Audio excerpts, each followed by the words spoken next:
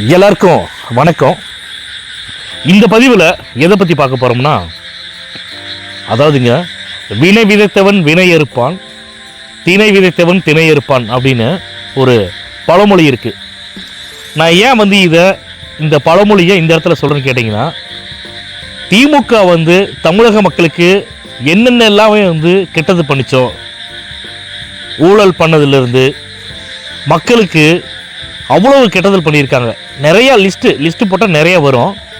எல்லாத்தையும் பண்ணிக்கிட்டு கொஞ்சம் கூட மனசாட்சியே இல்லாமல் திமுக ஆளுங்கட்சியாக இருக்கட்டும், ஆளுங்கட்சியை சேர்ந்த அமைச்சர்களாக இருக்கட்டும், நிர்வாகிகளாக இருக்கட்டும், துணை முதலமைச்சராக கூட இருக்கட்டும், ஏன் முதலமைச்சராக கூட இருக்கட்டும், இவங்க எல்லாமே என்னென்ன பேசிட்டு இருக்கிறாங்கன்னா, இந்த திராவிட மாடல் ஆட்சியில் நாங்கள் எல்லாத்தையும் நாங்கள் பண்ணிட்டோம், என்னென்ன திட்டங்களாக நம்ம தேர்தல் அறிக்கையில் நாங்கள் கொடுத்தோமோ எல்லா திட்டங்களையும் நிறைவேற்றிட்டோம். ஒருத்தர் என்னங்கிறாங்கன்னா 95% நான் முடிச்சேங்கிறாங்க. இன்னொருத்தர் என்னங்கிறாங்கன்னா 98% முடிச்சிட்டேங்கிறாங்க. இன்னொருத்தர் என்னன்னு கேட்டிங்கன்னா 99%ங்கிறாங்க. கடைசியாக ஒருத்தர் சொன்னார் 100% நாங்கள் எல்லாத்தையும் முடிச்சிட்டோம் அப்படின்னு. கொஞ்சம் கூட மனசாட்சி இல்லாமல், மனசில் ஈரமே இல்லாமல் எப்படித்தான் அந்த பொது விழாக்களுக்கெல்லாம் போகிறாங்கன்னே தெரியல மக்களே. இங்கே தமிழ்நாட்டில், அதாவது இலங்கையிலிருந்து வந்த புயல் நிக்மா புயல் தமிழ்நாட்டில் வந்த புயல் கிடையாதுங்கிறது எல்லாத்துக்கும் தெரியும். இலங்கையை ஒரு சூறையாடிட்டு தான் இங்கே தமிழ்நாட்டுக்கு வந்துச்சு. லைட்டாக அடித்ததுக்கே பார்த்தீங்கன்னா தமிழக மக்கள் அவ்வளோ பாதிக்கப்பட்டாங்க.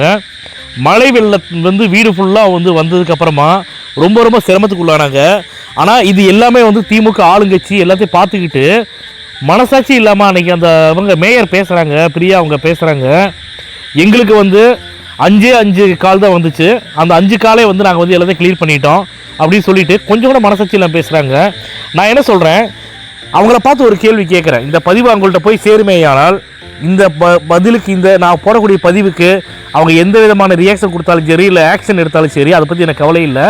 ஆனால் என்ன கேட்குறேன்னா, ஆளுங்கட்சியை சார்ந்தவங்க வீட்டிலையோ, அமைச்சருக்கு வீட்டிலையோ, இல்லை முதலமைச்சர் வீட்டிலையோ கூட இப்படி வீட்டுக்குள்ளே தண்ணியெல்லாம் போயிடுச்சுன்னா இப்படி தான் இருப்பாங்களா அவங்களாம்? சொல்லுங்கள் பார்க்கலாம். மக்களுடைய வரிப்பணத்தை சுரண்டி இன்னும் எவ்வளோ தான் கொள்ளையடிக்க போகிறீங்க? நீங்கள் நாங்கள் எல்லாம் இவ்வளோ பண்ணிட்டோம், அவ்வளோ செலவு பண்ணிட்டோன்னு நீங்கள் சொன்னீங்களா? கட்டுக்கதை விட்டீங்களா? 4000 கோடிங்கிற தாண்டி 5000 கோடின்னு சில பேர் சொல்கிறாங்க. ஆனால் எல்லா படித்த மக்கள் பாமர மக்கள் வரைக்கும் 4000 கோடின்னு சொல்ல ஆரம்பிச்சிட்டாங்க.